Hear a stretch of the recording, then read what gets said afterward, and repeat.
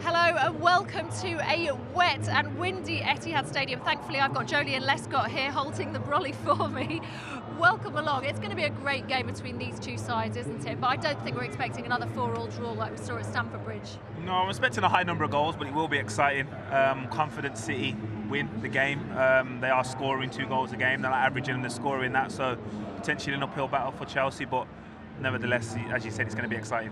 As a defender yourself, is it concerning the amount of goals that Manchester City are conceding? Like some of those goals at Stamford Bridge, it was schoolboy errors, wasn't it? The sort of thing you wouldn't expect from a team like Manchester City. Yeah, but again, I don't think we've seen the likes of them goals being conceded since that game. They are conceding goals, obviously, and not keeping probably the same number of clean sheets they have done in previous seasons, but in regards to the amount of chances, I think teams are very efficient now. I think you have to be that in order to get anything against Man City. I think if you get 2 or 3 opportunities, you probably have to score 2 or 3 goals. So listen, you can't discourage or discredit the opposition for scoring the chances they get, but they know they have to score at least 1 or 2 goals to get anything out of the game. We're also noticing that Manchester City is struggling a bit when it comes to teams in the top half of the table, say the top 5 current sides. Why do you think that is? Again, that was probably earlier in the season. 11 games in a row now winning. Our and without key high. Players. Yeah, without key players. Yeah, obviously Haaland was out, Kevin De Bruyne was out for a long period of that, and Jack's been missing to a certain extent. So, listen, the way they are now, I'm guessing they're very high on confidence with the current form and the current way they're playing. So, Man City are favourites every game they go into, so it's going to be, like I said, an uphill battle for anyone they play. And in terms of the opponents, Chelsea, they've been incredibly inconsistent, but the last 2 games, 3-1 wins, and they've looked really strong. Do you see them turning a corner under Mauricio Pochettino? Does he feel like the right manager for that job right now? Yeah, you would say so.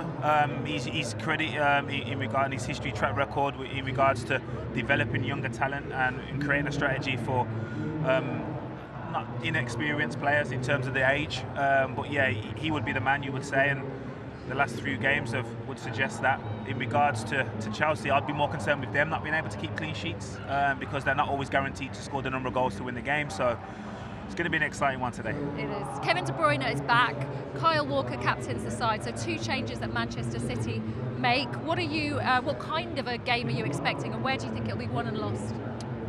It's hard to say where. There's so much talent throughout the pitch for both teams.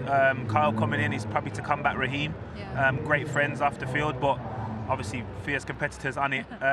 In regards to Kevin De Bruyne, Chelsea's strategy surely must have a Kevin De Bruyne element into it, because if you leave him too much space, as we seen last week, he can just create an opportunity out of nothing. And it seems like Erling Haaland loves to play with him here.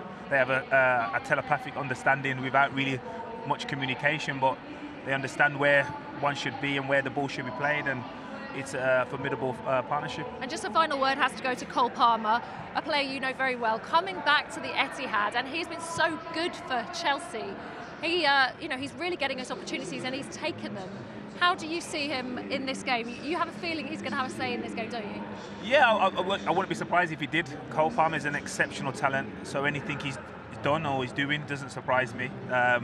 I was aware of his capabilities. He was obviously going to get more opportunities, having been bought by Chelsea, and it was fair play to him to want to make that decision and the club, because is he in England squad if he's still at Man City? Probably not, due to the lack of minutes he would have faced. He probably wouldn't, well, I'd be confident to say he wouldn't have had the goal contributions he's had for Man City this season as he's had at Chelsea, but like I said, nothing he does surprises me because he's an exceptional talent.